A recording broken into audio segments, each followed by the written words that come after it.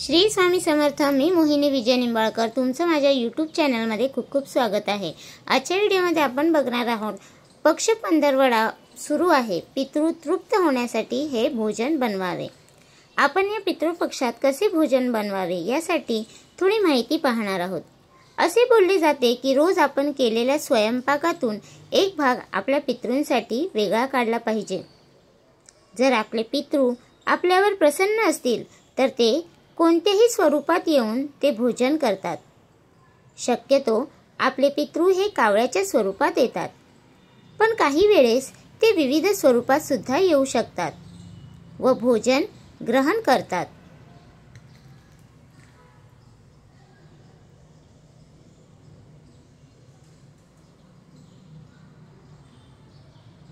या काळात म्हणजे पक्ष पंधरवडा सुरू असताना आपल्या पितृंचे जे आवडते पदार्थ होते ते श्राद्धासाठी बनवले जातात।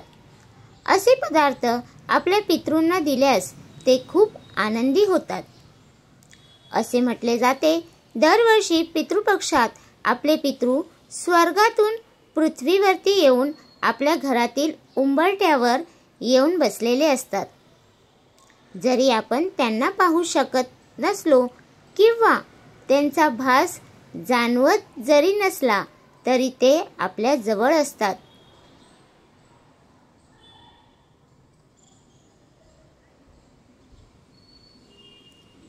या काळात आपण चांगले पदार्थ केले आणि त्यांना दिलेले तर ते प्रेमाने त्यांचे ग्रहण करतात, नाहीतर ते परत फिरतात। तसेच पितृपक्षात एक दिवा रोज दक्षिण दिशेला लावावा। या दिव्याचे तोंड दक्षिण दिशेला करावे। रोज सकाळी पोळी करताना पहिल्या पोळीचे 4 भाग करावे। त्याला साजूक तूप लावून एक भाग हा गाईला, एक भाग कुत्र्याला, एक भाग कावळ्याला तर एक भाग याचक किंवा भिकारीला द्यावा।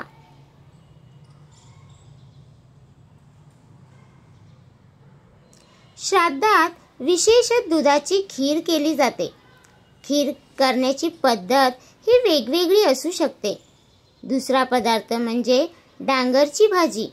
याला दुसरे नाव आहे कशीफळ म्हणजे भोपळा सुद्धा म्हटले जाते। असे सुद्धा बोलले जाते या पक्ष पंधरवड्यात मांसाहार करू नये, कोणाला सुद्धा देऊ नये। त्याशिवाय कोणते पदार्थ या दिवसात केले जाते याबद्दल माहिती जाणून घेऊया। श्राद्धाच्या भोजनामध्ये पुरी, कचोरी, भजे या पदार्थांना खूप महत्त्व असते।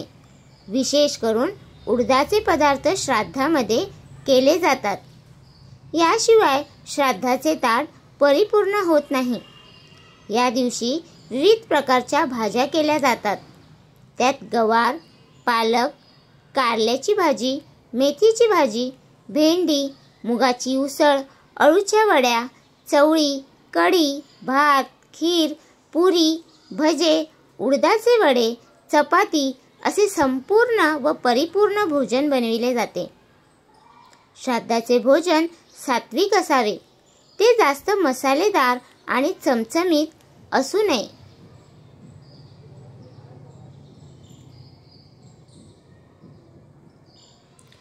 आपण पितृंना देवाचा दर्जा देत असतो। ज्याप्रमाणे देवाचे नैवेद्य आपण कांदा लसूण वापरत नाही, त्याप्रमाणे श्राद्धाच्या भोजनात सुद्धा वापरू नये।